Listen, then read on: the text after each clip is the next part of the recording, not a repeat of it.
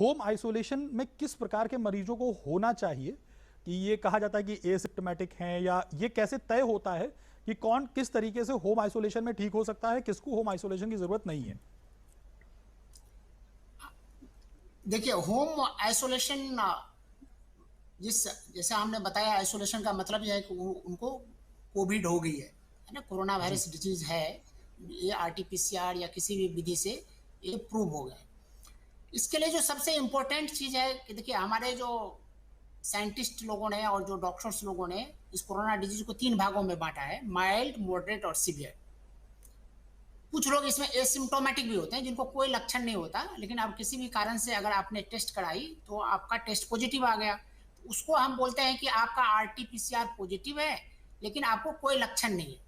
ऐसे लोगों को हम एसिम्प्टोमेटिक कोविड बोलते हैं।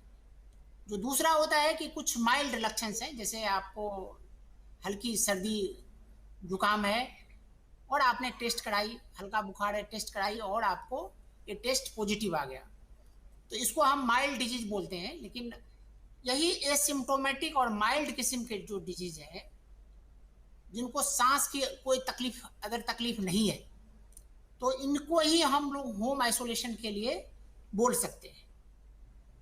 उसका जो एक ऑब्जेक्टिव, देखिए, ये तो एक सब्जेक्टिव क्राइटेरिया है। किसी आदमी को माने सांस टॉलरेट करने का बहुत ज़्यादा कैपेसिटी होता है, कुछ लोगों को कम होता है, जिसका ऑब्जेक्टिविटी जो लाने के लिए जो हमारे ministry of health family welfare है और Indian council of medical research जो है, उन्होंने एक गाइडलाइन दिया, जिसमें इन्होंने बोला कि एक पल्स ऑक्सीमीटर एक बहुत साधारण सा इंस्ट्रूमेंट होता है, जिसको आप फिंगर पे लगा करके आप चेक कर सकते हैं कि आपका ऑक्सीजन सेचुरेशन जो है अगर 94% से ऊपर है, तो आप ये समझ सकते हैं आपको अभी माइल्ड डिजीज है, और दूसरे लक्षण आपको बहुत सीवियर सांस फूलने के जैसे ये सब लक्षण नहीं है, तो इनको होम आइसोलेशन कर सकते हैं।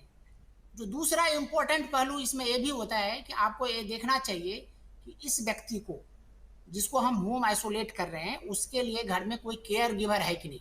24/7 कोई केयर गिवर होना चाहिए जो उनका देखभाल करे।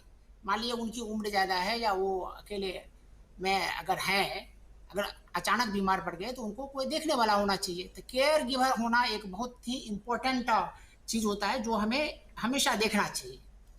दूसरी है कि उस फैमिली में ऐसा भी लोग हो सकता है कि बहुत सारे लोग हों जिनको जी। कोविड नहीं हुआ है, तो उनको भी अलग करने के लिए, या उसको बोलते हैं जैसे क्वारंटाइन करने के लिए, उनको अलग से जी। रूम में रहने की व्यवस्था है या नहीं है, जी। ये भी हमें देखना चाहिए।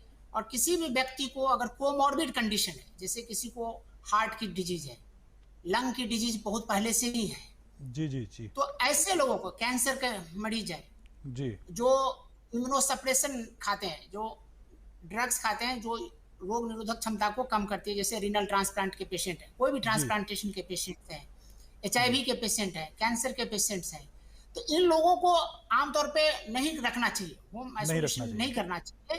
क्योंकि और अगर रखते भी हैं, अगर लगता है कि नहीं बिल्कुल एसिम्प्टोमेटिक है और इनको हम नहीं ले जाना चाहते हैं, तो ये पहले किसी मेडिकल डॉक्टर से उसको अप्रूव कराना चाहिए कि वास्तव में ये घर में रहने लायक है या नहीं है। जी। नहीं तो अन्यथा इसको अवॉइड। और सबसे जो इम्पोर्टेंट होता है कि एक केयर गिवर होना बहुत जरूरी है।